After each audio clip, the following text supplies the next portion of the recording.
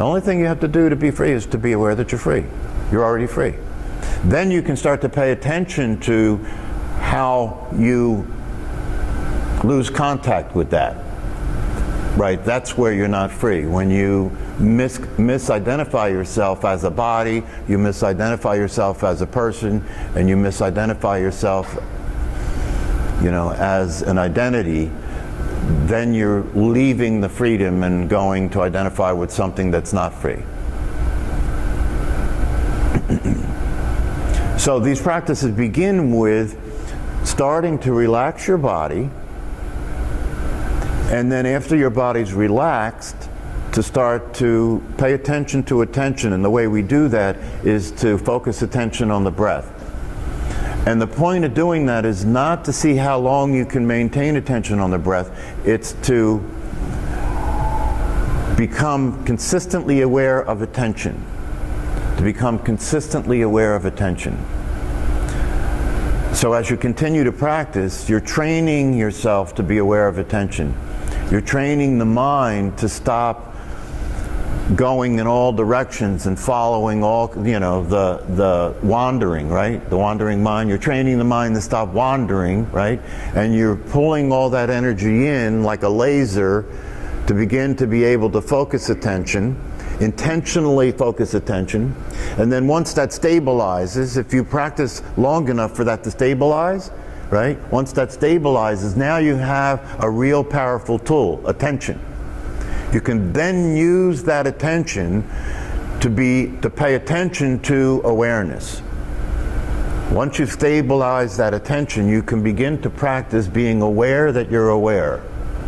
And to be that awareness is freedom. To be that awareness is enlightenment. So when you practice paying attention to awareness and practicing experiencing yourself as that awareness, then you're moving into being enlightened. You already are enlightened. You're moving into experiencing yourself that way. So I work it from the other side. Most teachers start with stress reduction. People want to meditate to reduce stress, right? That's starting from one side of it, where you're just dealing with a very limited, superficial aspect of what can happen when you meditate, right? You're less stressed. That's starting from that side of it. I'm starting from the other end. I'm saying you are enlightened beings, right? So that's the ultimate thing that you can get from practicing meditation is to become enlightened, right? I'm starting from there. I'm saying you're already enlightened. Now let's meditate so you can be that. And there are many schools in the wisdom traditions that approach it that way. Zen Buddhism approaches it that way. Zen is about the direct experience of enlightenment. It can happen anytime because it's already true. All you have to do is get free from being lost in the clouds, get free from being lost in confusion, and then it happens. I mean, for a lot of people who are in a desperate experience, it just happens to them. That's what happened to Eckhart Tolle, right? He was about to commit suicide. And what happened when he was about to commit suicide is,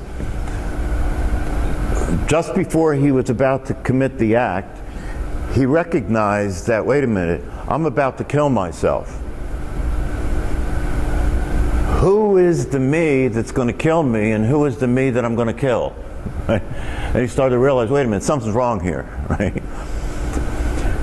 So when he saw that, he just experienced being enlightened. He experienced being the awareness that he was instead of the person that he was going to kill.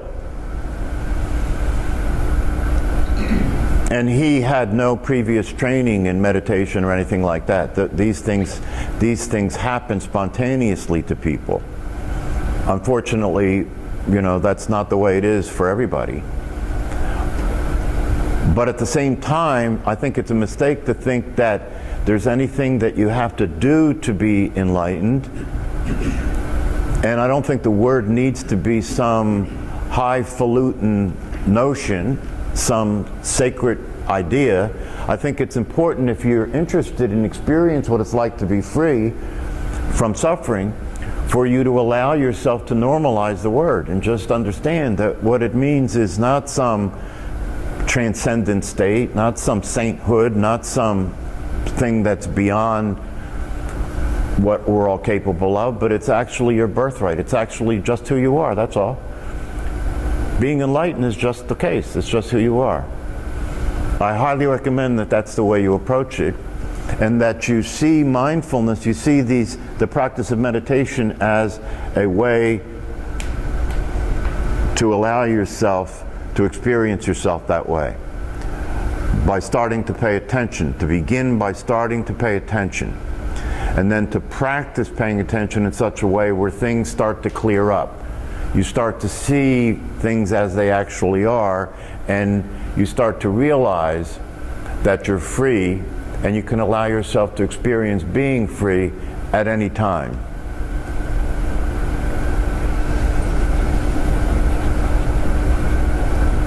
So in this class, it's a practice class. It's a practice class. And the reason that I say what I say here, you know, I was reading a book the other day by a meditation teacher, and he said, and I hadn't heard this said before, but it's consistent with the way that I see it. He said, for somebody to start to practice meditation without knowing what they're doing is like somebody walking around in the dark trying to find their way, right? So I think it's very important, if you're going to practice meditation, to know what you're doing when you're meditating. To tell people, okay, we're going to meditate now, here's what you do. You pay attention to your breath, relax your body, and let's go. You know, for what? What, you know what I mean? So I think it's very important that you know that what you're doing when you're practicing meditation is you're coming out of sleep. You're starting to wake yourself up. You're starting to become aware of the truth. And the way you start to do that is you relax your body, you start to pay attention to the breath, and the point of that is you begin to become aware of your attention. And as you become more and more aware of your attention, you can then use that attention to pay attention to your awareness, to pay attention to the truth. And to see that it is the case that you are awareness, and to see that when you are being that awareness, you don't suffer. When you're being that awareness, you're free.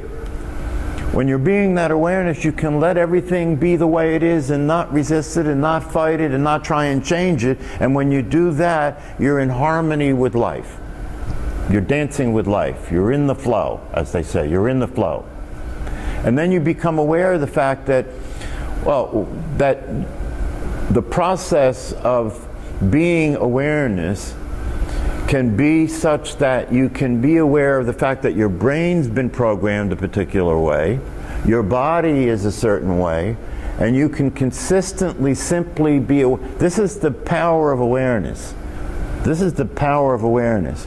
All you have to do to realize the full potential of a human life is to be aware.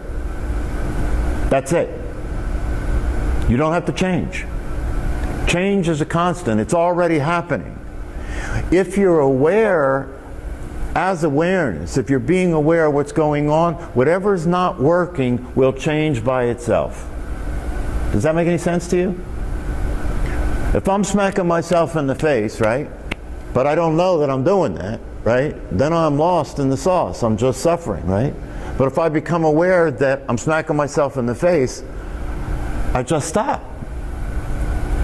That's how awareness works. If you become aware that when you identify with emotions, that you lose consciousness of reality, you lose consciousness of clarity. If you become aware that that's the case, and you see yourself behave in dysfunctional ways, and you see yourself behave in destructive ways when you're caught up in your anger, just the awareness of that will change that.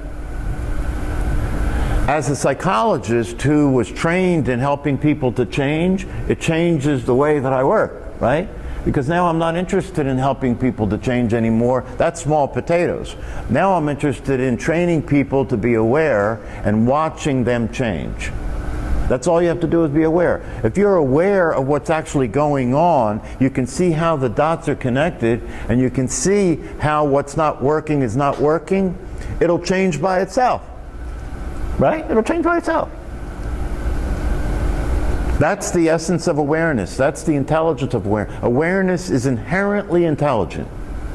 Your awareness is inherently intelligent. It's wise. It's intelligent, far surpasses anything you're ever going to think. Far surpasses anything you're ever going to think. That's why the greatest realizations, the greatest discoveries, like Einstein, right? The greatest discoveries, like relativity, right? Happened simply by somebody relaxing into awareness and noticing what was there that they could recognize when they were relaxed into awareness that they couldn't see at all when they were trying to figure it all out. So one of the things you learn through practicing mindfulness meditation is to stop trying to figure it all out. Stop trying to control everything. Stop trying to change everything. Just pay attention. That's all you have to do, is cultivate your ability to pay attention without judging or evaluating or trying to change or trying to figure anything out. Just pay attention to what's going on. And things will start to change in the direction of well-being all by themselves. That's the power and the value. And I'm telling you, you know, I've seen, as I said before, I'm taking the medicine I'm selling here, right? And I can tell you out of my own experience in my own life that this does work.